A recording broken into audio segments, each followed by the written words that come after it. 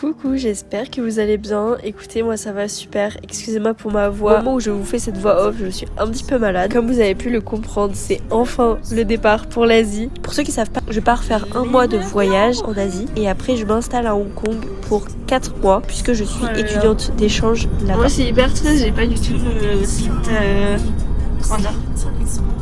ce sentiment d'excitement, genre de partir. C'est l'inverse. Terminal 1. Yes, le camembert.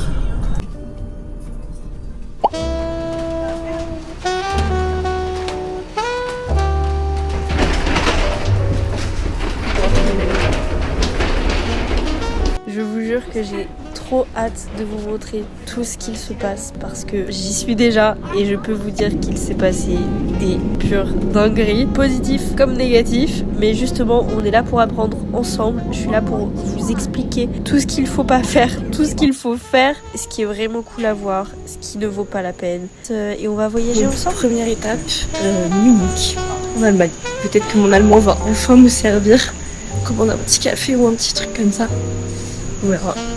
J'ai fait un tour au duty free simplement pour me faire fumer et j'ai trouvé de la crème. Donc j'ai mis de la crème parce que là vous voyez, si je pense que vous voyez très bien. J'ai un énorme coup de soleil sur tout le bras que j'ai pris hier midi en mangeant. Ça me tue le bras et les épaules. Du coup je me suis dit vas-y. En fait il y a plein de testeurs, je vais mettre de la crème. Franchement on s'en fout un peu donc voilà. Je vais vous montrer l'aéroport de Munich. En vrai c'est mignon.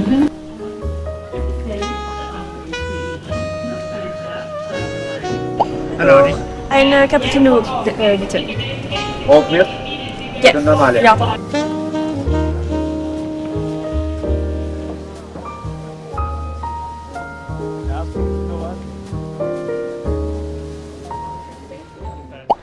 maintenant on est à Rome et après on n'a plus d'escale, ce sera direct. L'aéroport est immense. Je vais essayer de trouver quelque chose à manger, mais j'aimerais bien un truc italien vu que je suis en Italie quoi. Mais ah bah. En fait, il y a vraiment un coin avec tous les trucs italiens là. Je vois glace et tout. C'est parfait.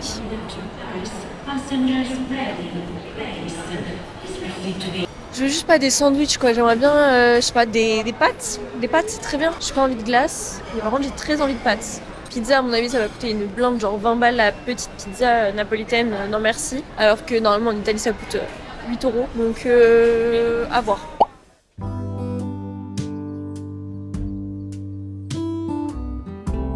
J'avais complètement oublié qu'en Italie, on payait déjà le service à part. L'eau, ils m'ont fait payer 60 centimes alors que en fait, elle me dit, vous voulez genre une bouteille d'eau? Je dis non, genre juste de l'eau classique quoi. Elle me dit un verre, je dis bah oui. Elle m'a fait payer 60 centimes le verre d'eau. Un plaisir. Plus, j'ai pris des carbos, mais la quantité, en fait, on se rend pas compte sur la vidéo parce que c'est profond. J'ai pas pu tout manger. Et en fait, je voyais, il y a une autre table des filles de 4, genre qui avait pris ça pour 2, en gros, parce qu'elles ont partagé 2 plats de pâtes, quoi. Vraiment, j'ai pas pu finir, j'ai payé ça 20 €. Ça fait trop mal. Normalement, mon vol est dans 1 heure. J'avais reçu un mail à l'avance en me disant, attention à Rome, ça va prendre plus de temps parce qu'il y a un contrôle de passeport et tout, et je comprenais pas pourquoi. Et en fait, effectivement, il n'y a pas ça. J'ai pas eu ça à Paris, pas eu ça en Allemagne. Mais là, vu que je sors de la zone euro et tout, il y a contrôle de passeport et en fait c'est tout automatisé, tout biométrique et tout avec une caméra et sauf que du coup il y a d'énormes problèmes, ça bug beaucoup donc en fait ça prend beaucoup plus de temps que prévu. Du coup c'est pour ça qu'ils disent de prendre l'arche au final. Moi ça a pris moins de 10 minutes, donc tranquille. Tout ça à savoir et en vrai ça m'a étonnée puisque quand j'ai vu qu'il fallait aller là je me suis dit oula parce qu'il y avait énormément de queues sauf pour les Européens. Je me suis dit ok en fait c'est juste qu'il n'y a pas d'Européens quoi. Après je dis ça mais c'était pas tous les Européens mais je sais que nous passeport français ça passait. On passait en direct quoi, donc c'était cool. Je passe dans mon 5e duty free de la journée je crois. Vraiment c'est un truc de fou.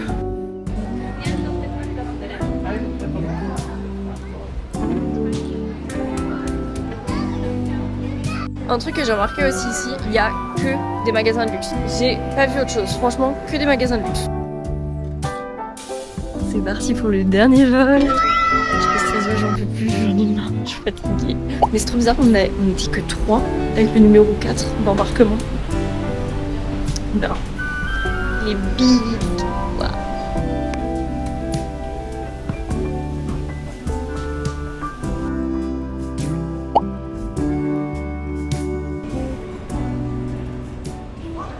Bon, ça y est, je suis enfin arrivée dans mon Airbnb. Vous pouvez pas savoir à quel point j'avais hâte. J'ai enchaîné, mais enchaîné quand je vous dis, mais voilà. Les galères à l'aéroport. Beaucoup trop de choses à raconter. Déjà, je sors donc mon sac qui arrive vraiment 3 plombes après, mais bon, ça c'est ok, c'est pas grave. En fait, il faut que je refasse un point depuis le début puisque je vous ai très peu filmé. Je vous avoue que j'étais vraiment pris dans l'action et après j'étais avec mes sacs et tout. Après j'étais avec des gens, enfin bref, vous allez vite comprendre. Je vous pose et je vous raconte ça et en même temps, on va goûter les petits snacks que les gens de l'Airbnb m'ont laissé. Donc voilà, on a des chips nori, chips à la crevette et des petites boules poulpe. Ok, why not? Je suis trop curieuse de goûter. Je vous ferai le tour du Airbnb et tout, hein, vous inquiétez pas, mais là c'est juste histoire de papoter un petit peu pour vous raconter tout ce qui s'est passé. Avec en premier les chips Lay's à l'algue nori. Du coup, atterri, celui-là tout va bien en vrai. Bon, le vol, effectivement c'était long, hein, c'était 11 heures de vol, mais j'ai bien réussi à dormir. Je vous avais déjà montré le spray que j'avais acheté, qu'une pharmacienne m'avait conseillé, et franchement, trop bien fonctionné. Vraiment, je le conseille à tout le monde. Bah, je me suis fait réveiller, du coup, après, j'ai dormi par à coup. Mais franchement, extraordinaire. Là, en soi, c'est une nouvelle journée, hein, et je peux enchaîner ma journée. Je suis un peu fatiguée quand même, parce que j'ai pas non plus méga bien dormi. J'avais trop mal aux jambes et tout, parce que j'ai pas pris de bas de contention, et je pense que ça aurait tout changé. Mais bon, j'ai quand même dormi. Ok. Moi j'adore les algues nori donc j'adore. Ensuite je vais à la douane. Donc douane évidemment on n'a pas le droit de fumer etc.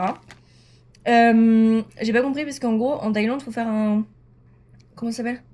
Un TDA. Ok, ça s'appelle un Thailand Digital Revolve Card, TDAC. En gros c'est obligatoire à faire pour venir en Thaïlande.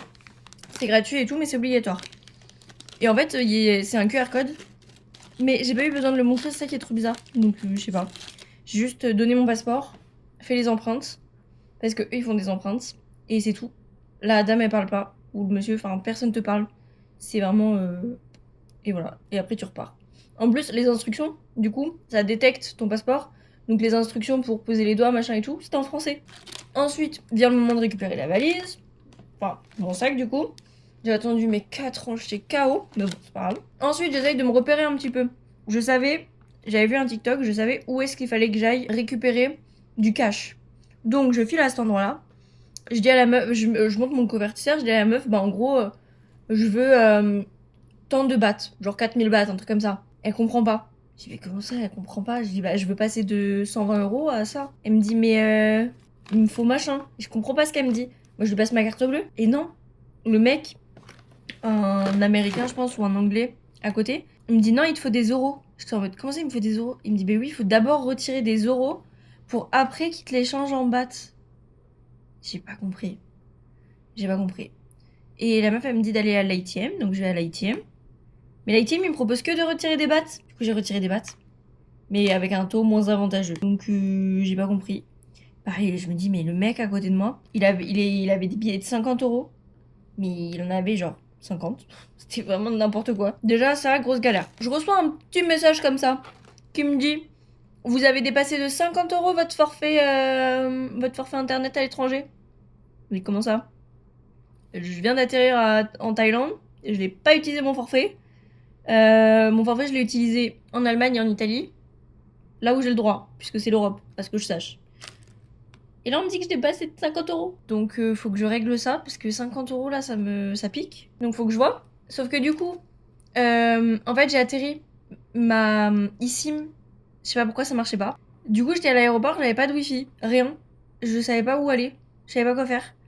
Et je me dis bah merde parce qu'en fait du coup si j'ai pas de wifi je peux pas activer une autre eSIM. Je fais comment en fait, j'ai pas de wifi, genre comment, non, en plus c'est super loin. Je regarde pour acheter une eSIM à l'aéroport, il y a marqué cash only et rendent pas la monnaie. C'était 400 bahts, j'avais 1000 bahts. En gros au lieu de payer 10 € j'avais payé 50 € ma carte SIM. Donc non. Ensuite je suis pas bête, je me souviens que j'avais vu que pour aller dans le centre il fallait prendre un train spécial depuis l'aéroport. C'est le seul moyen. Du coup, je vais voir le train et tout. La meuf, elle me dit, il y a un problème sur la ligne. Il y en a que toutes les heures. Bon, ok, je trouve une autre solution. Je m'en vais. Je me connecte au wifi de l'aéroport. Je ne sais pas si c'est vraiment le wifi de l'aéroport. Je sais pas si c'était sécure ou pas. Mais je me suis connectée parce que de toute façon, je pouvais pas faire autrement. Ça a fonctionné. J'ai pu prendre mon eSIM qui était avec ma carte Revolut. Donc ça c'est cool. Ensuite, je lui dis bah en fait je peux pas faire autrement. Soit je prends le train, je l'attends, soit faut que je commande les genres d'Uber ici. Je lui dis bah je vais pas commander un Uber toute seule. Hein. Du coup, je me dis bon c'est pas grave, je vais attendre 1 heure, je vais au train. J'arrive au train et je croise 2 Français que j'avais déjà croisés. Bon, en fait, on a fait vraiment le même trajet ensemble, toutes les 2 correspondances et tout. Mais je les avais vus pour la première fois en Allemagne. Non, pas du tout, en France. Non, je les ai vus en France. Et je voyais qu'ils repartaient. Et je me dis, bah, vas-y, je vais les voir. Du coup, je suis là, je leur dis, vous aussi, vous vouliez prendre le train, non. Et je leur dis, bah, écoutez, on est 3 en vrai, est-ce que ça vous dit de prendre un Grab, quoi, un Uber. Du coup, ils étaient en mode bah ouais, carrément, parce que divisé par 3, c'est hyper tranquille. Enfin, dans tous les cas, on allait faire ça. Donc, hyper cool. On discute un petit peu et tout. Franchement, hyper sympa. Et du coup, on a pris le trajet ensemble. Trajet qui a duré, mais une éternité. Genre 1 heure et demie pour aller jusqu'à mon Airbnb. Et eux, ils avaient 40 minutes pour 11 km. Et en les rencontrant, ils m'ont dit bah nous, on a demandé si on pouvait poser nos affaires au Airbnb, genre dans un endroit. Et ils peuvent. Je me dis mais pourquoi j'ai pas pensé à ça? Parce que là, il était 7h du matin. Mon Airbnb, je l'avais à 14h. Retenez bien ça. Je venais de faire 11 heures de vol même. Un trajet total de plus de 24 heures. Et là, on me répond attendez, je vais voir s'il y a plus les anciens... les autres locataires là, enfin les anciens locataires. Vous pouvez prendre la chambre. Je t'arrête. Oh. Alléluia. Ils étaient plus là. Donc, j'ai pu récupérer la chambre. Là, il est 11h20 et je suis dans la chambre. À la clim. Ça fait trop du bien. Je vais aller prendre une douche, défaire mes affaires. Et franchement, je suis trop contente. Je vais aller faire, je sais pas, manger un petit truc, me balader un petit peu. Il fait très chaud, très humide dehors. Donc, faut que je me change, je pense. Mettre un truc encore plus léger. Voilà le gros update. Je peux pas dire petit parce que là, c'est vraiment un gros update. Bon, j'ai enfin pris une douche. Je me suis changée. Et je vous avoue, là, je suis KO. Il est 13h15. Et j'étais en train de m'endormir, mais il faut pas que je m'endorme parce que sinon je vais jamais me faire au décalage horaire. Donc là je vais aller dans un 7-Eleven prendre un petit truc à manger rapide. Et après j'ai repéré un café juste à côté. Du coup on va aller au café. Je vais prendre ma Kindle et en vrai je vais me forcer entre guillemets à me poser à lire. Parce que sinon je sais que si je reste là au Airbnb, je vais dormir très clairement. Juste j'ai très peur de la chaleur dehors parce que là ça va j'ai la clim mais dehors il va faire très chaud. On est parti. On va au 7-Eleven, c'est la première fois. Je suis trop contente, c'est hyper connu pour ceux qui savent pas, c'est un espèce de petit supermarché, petite supérette qu'il y a partout en Asie. Il y a des maisons de fou furieux. Franchement, je suis choquée. Je suis passée devant 2 maisons là. Elles étaient extraordinaires. C'est tout mignon, mais j'aurais dû prendre mes lunettes de soleil. En fait, vu que c'est hyper couvert, je me suis dit, bah, j'ai pas besoin de lunettes de soleil. En fait, j'aurais tellement dû parce que... Je pense que je vais me prendre un truc comme ça pour ce soir. Ça, c'est un cocktail.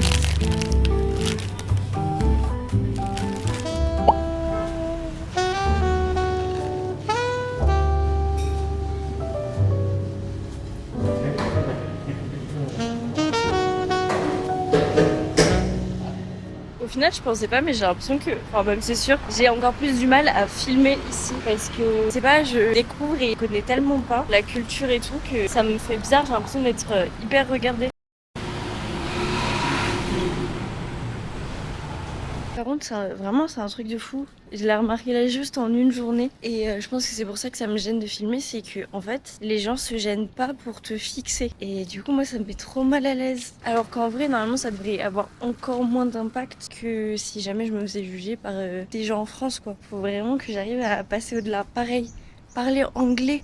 En fait, le truc, c'est que en Thaïlande, j'ai l'impression là, ils parlent pas beaucoup anglais, voire pas du tout. Et du coup, c'est hyper perturbant parce que moi, je sais parler que ça et je pensais que ça passait. Et en fait, c'est hyper compliqué. Je me sens mal dans le sens où je me dis, c'est hyper irrespectueux d'être dans un pays et de pas savoir parler la langue. Alors qu'en vrai, non, ça l'est pas. Mais juste, je sais pas, ça me gêne énormément parce que je peux pas apprendre le thaï là maintenant tout de suite, quoi. Bon, verdict du 7-Eleven. Du coup, j'ai juste acheté 2 rasoirs et un dénoué instantané. Le café, ça m'est revenu à 320 bahts. Non, 310 bahts. Ce qui nous fait 8 € pour le café plus le cinnamon raisin roll. J'ai rien dit dans le... En fait, j'ose pas parler donc j'ai pas parlé, j'ai pas donné mon ressenti. Le café, incroyable. C'était un latte caramel beurre salé. En termes de grains de café, en gros, ils ont léger, médium et dark. Et du coup, moi, c'était dark. Et franchement, il était super bon. Par contre, le cinnamon raisin roll français, j'ai un peu paniqué quand j'ai commandé.